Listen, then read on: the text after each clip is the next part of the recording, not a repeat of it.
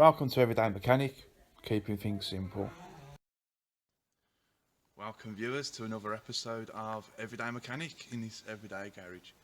Now, we've done the level check on this in the last episode, so the customer also had a complaint, which is the power point in the centre console here not working. Now, there's a few common causes of this, and it's usually coins. You'll get a coin drop in there, something now puts the two terminals together and it usually blows a fuse. I would say 9 times out of 10 it's usually a fuse that's a problem. So we're just going to check the fuses now and see if we can get some power to that power point. Just another quick tip. You've got 2 fuse boxes on most cars. You've got one under the bonnet, which will be for your engine controls, and usually ergonomics like your lighter, headlights, power points, etc. are inside the car, so that's where we're going to look for our blown fuse. So what I'm going to use for this job, just to speed things up a little, you can pull the fuse out one by one and visually inspect them, and what you're likely to see is a break in the inside of the fuse. There's a little wire. We're not going to do that, we're just going to do a quick test, which is a tip. Use a test light, it's easy, no problem. You're just going to use an earthing point, so you want one end of your test light onto an earth, anywhere to the body, main chassis. That's a bare piece of metal. You don't want to put it on a piece of plastic, you're not going to get no circuitry through there.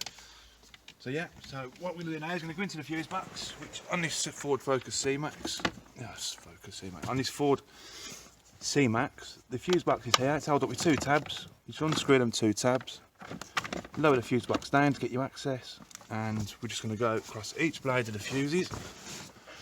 On the back of the fuses, as you can see, there's these little points here on the backs of the fuses. So if you touch one side and it's light, and you touch the other side and it's light, we've got a good fuse.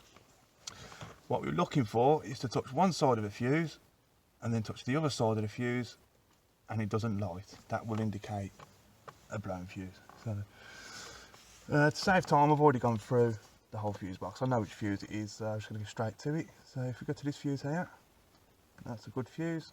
This one next, it's a bad fuse. Okay, one terminal, we've got power.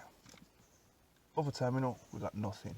So we know that's a blown fuse, and that's simple.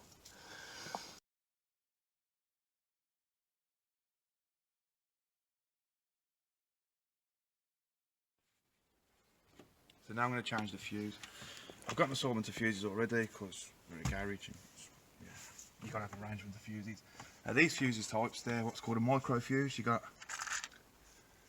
big bladed fuses, which are your standard, and then you've got micro fuses, which are smaller. In this case we've got a 20 amp fuse, which is a yellow one. Yep, so we're going to pull that one out. And this is our blown fuse right here. Remember when I said if you check through the window of a fuse you'll see it's blown, you'll see a little burn mark inside or a gap. That's where our fuse is knackered. So I'm going to dump that fuse. You can see over here,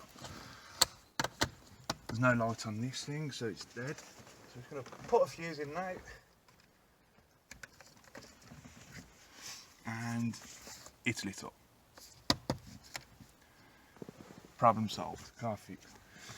So yeah, simple as that. Just get a test light. It's the easiest way to check fuses, instead of having to pull each fuse out one by one, which can be a pretty daunting task in most cars, because usually when you pull a fuse out they're really difficult to get out, and when you put them back sometimes they don't sit right and then you have all sorts of issues. So there we go. That concludes the episode 2 of Everyday Mechanic.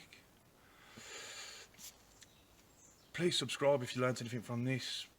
Leave a comment in the box below. Just keep it simple. If you got anything from these videos, then don't forget to subscribe, like